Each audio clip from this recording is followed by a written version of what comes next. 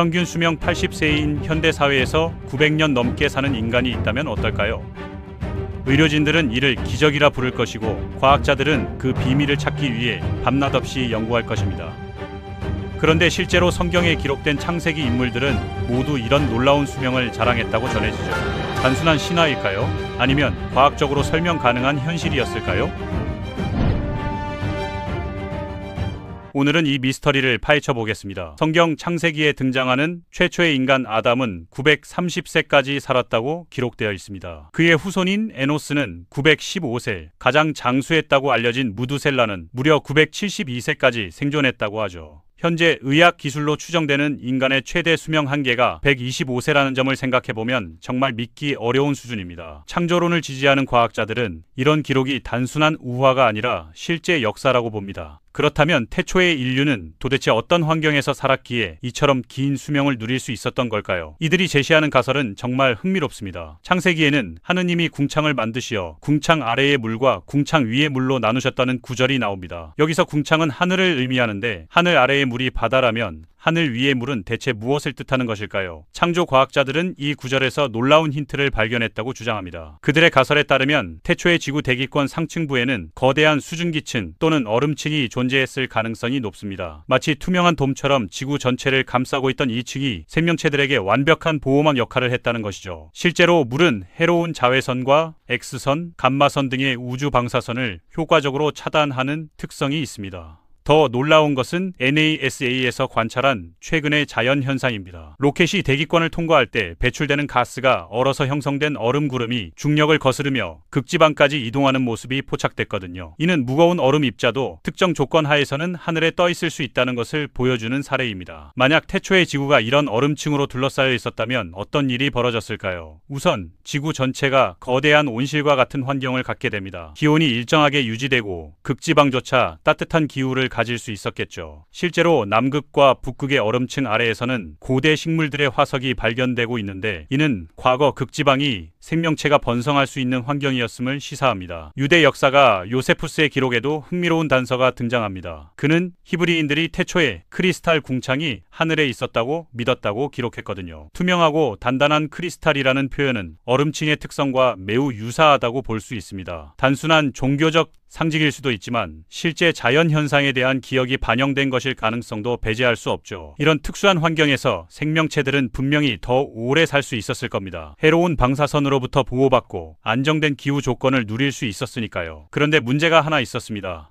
이런 환경에서는 비가 내리기 어렵다는 점이죠. 모든 수분이 위쪽 얼음층에 갇혀 있다면 지상으로 내려올 물이 부족할 테니까요. 하지만 성경에는 이에 대한 해답도 제시되어 있습니다. 하늘에서는 비가 내리지 않았고 안개만이 땅에서 올라와 온 지면을 적셨다는 구절이 바로 그것이죠. 즉 태초의 지구에서는 비 대신 지하수가 솟아오르는 안개와 이슬로 식물들이 수분을 공급받았다는 설명입니다. 창조 과학자들이 제시하는 또 다른 근거는 지구 자기장의 변화입니다. 지구의 자기장은 마치 보이지 않는 우산처럼 태양으로부터 날아오는 태양풍을 차단하는 역할을 담당하죠. 태양풍에는 생명체에게 치명적인 각종 방사선들이 포함되어 있는데 만약 이 보호막이 없다면 인간은 방사능 피폭으로 심각한 질병에 걸리게 됩니다. 놀랍게도 연구 결과에 따르면 지구의 자기장은 과거에 비해 지속적으로 약해지고 있다고 합니다. 대략 1400년을 주기로 절반씩 감소하고 있다는 것이죠. 이를 역산해보면 창세기 인물들이 살았던 시대의 지구 자기장은 현재보다 무려 16배 정도 강했을 것으로 추정됩니다. 이 정도 강력한 자기장이라면 우주 방사선을 훨씬 효과적으로 차단할 수 있었겠죠. 그런데 성경의 인물들이 모두 900세 넘게 산 것은 아닙니다. 대홍수를 경계로 수명이 급격히 감소하기 시작하거든요. 노아 이후 셈은 603세, 그 다음 세대인 에벨은 467세로 수명이 절반 가까이 줄어들었습니다. 아브라함은 178세, 야곱은 150세, 요셉은 113세까지만 살았죠. 창세기 초기 인물들에 비하면 현저히 짧아진 수명입니다. 창조론자들은 이런 변화가 하늘 위에 거대한 얼음층이 무너져 대홍수가 된 결과라고 설명합니다. 지구를 보호하던 자연적인 방패막이 사라지면서 인류가 각종 유해 환경에 노출되기 시작했고 그 결과 수명과 건강 상태가 점진적으로 악화됐다는 것이죠. 성경에 기록된 홍수의 규모가 상상을 초월하는 것도 지구 전체를 둘러싸고 있던 얼음층이 한꺼번에 녹아내린 결과로 본다면 충분히 이해할 수 있습니다. 이와 관련해서 흥미로운 연구 결과도 있습니다. 미국 캘리포니아 과학원의 지니스 박사는 현재 지구에서 발굴되는 석탄의 양을 분석한 결과 놀라운 사실을 발견했습니다. 이 정도 석탄이 만들어지려면 지구 육지 면적의 78% 정도의 현재보다 100배 이상 많은 식물이 자라야 한다고 주장했습니다. 현재 지구의 육지 면적은 겨우 28%에 불과한데 나머지 50%의 땅은 어디로 사라진 걸까요? 이는 과거의 범지구적 대홍수가 실제로 있었을 가능성을 뒷받침하는 증거로 해석됩니다. 즉, 현재의 지구는 대홍수 이후 상당 부분이 물에 잠긴 상태라는 것이죠. 만약 지구 면적의 78%에서 무성한 식물들이 자랐다면 그로 인해 발생한 풍부한 산소는 생명체들의 치유력과 회복력을 크게 향상시켰을 겁니다. 이런 모든 조건들을 종합해보면 태초의 지구 환경을 이렇게 그려볼 수 있습니다. 대기권 위쪽에 거대한 얼음돔이 우주 방사선을 차단하고 이 얼음층이 마치 거대한 인큐베이터처럼 전 지구의 기온을 일정하게 유지했습니다. 지구 면적의 78%에 걸쳐 현재보다 100배 많은 식물들이 자라면서 풍부한 산소를 공급했고 현재보다 16배 강한 자기장이 태양풍을 완벽하게 차단했겠죠. 이 모든 조건이 갖춰진 상황에서라면 인류가 900년 넘게 사는 것이 충분히 가능했을지도 모릅니다. 그리고 대홍수를 기점으로 이런 완벽한 생태계가 무너지면서 인간의 수명이 점진적으로 단축되어 지금에 이르렀다는 설명도 일리가 있어 보입니다. 물론 진화론적 관점에서는 받아들이기 어려운 가설이지만 창조론도 하나의 과학적 이론으로 본다면 분명히 흥미로운 접근입니다. 성경 구절들과 고문서 기록들이 이를 뒷받침하고 있다는 점, 그리고 현대 과학으로도 어느 정도 설명 가능한 근거들이 제시된다는 점은 충분히 주목할 만하죠. 더욱 흥미로운 사실은 고대 문명들의 기록에서도 이와 유사한 증언들을 찾을 수 있다는 것입니다. 수메르 왕명록에는 대홍수 이전 왕들이 수만 년씩 통치했다고 기록되어 있고 이집트와 바빌로니아 문서에도 초기 인류가 매우 오래 살았다는 내용이 등장합니다. 고대 그리스의 철학자 플라톤도 아틀란티스라는 고도로 발달한 문명이 대홍수로 사라졌다고 기록했죠. 이런 여러 문명의 기록들이 우연히 일치할 가능성은 매우 낮습니다. 현대 과학은 또 다른 놀라운 사실을 밝혀내고 있습니다. 2018년 하버드 의대 연구팀은 인간의 세포가 이론적으로는 무한 분열이 가능하다는 연구 결과를 발표했습니다. 다만 텔로미어라는 세포 끝부분이 분열할 때마다 짧아지면서 노화가 진행된다는 것이죠. 만약 텔로미어의 손상을 막을 수 있다면 인간의 수명을 획기적으로 연장할 수 있다는 의미입니다. 흥미롭게도 2013년 미국 머크 연구소의 반카파 박사팀은 꼬마 선충이라는 기생충 유전자 조작을 가해 수명을 5배까지 늘리는 실험에 성공했습니다. 카파 박사는 이 기술이 향후 인간에게도 적용될 수 있을 것이라고 기대한다고 밝혔는데 만약 실현된다면 500세까지 사는 사람도 나타날 수 있겠죠. 또 다른 연구에서는 고압산소요법이 인간의 노화 속도를 현저히 늦출 수 있다는 결과도 나왔습니다. 이스라엘 텔아비브 대학의 연구팀은 고농도 산소 환경에서 치료받은 피험자들의 텔로미어가 20% 이상 길어졌다고 발표했습니다. 이는 태초의 지구가 현재보다 훨씬 높은 산소 농도를 가지고 있었다면 인간이 더 오래 살 수 있었다는 가설을 뒷받침하는 근거가 될 수 있습니다. 지구의 자연적 보호 능력은 과거에 비해 현저히 약화됐지만 인간은 발달된 과학 기술을 통해 수명 연장의 꿈을 포기하지 않고 있습니다. 어쩌면 이런 노력들은 잃어버린 과거의 황금 시대를 되찾고자 하는 본능적 욕구에서 나온 것일 수도 있겠네요. 구글의 자회사 칼리코는 2013년부터 노화 방지 연구에 수십억 달러를 투자하고 있고 아마존 창업자 제프 베이조스도 장수 연구 기업에 막대한 자금을 지원하고 있습니다. 이들의 목표는 인간이 200세, 300세까지 건강하게 살 수 있는 기술을 개발한 것입니다. 성경에 기록된 930세까지는 아니더라도 현재보다 몇 배 긴 수명을 누리는 시대가 올 수도 있겠죠. 결국 성경의 장수 기록이 사실인지 아닌지와 관계없이 인간은 늘 더 오래 살고자 하는 꿈을 꾸어왔고 지금도 그 꿈을 이루기 위해 노력하고 있습니다. 태초의 완벽한 환경이 실제로 존재했는지는 알 수 없지만 과학 기술의 발달로 우리도 언젠가는 그런 이상향에 가까운 삶을 누릴 수 있을지도 모릅니다.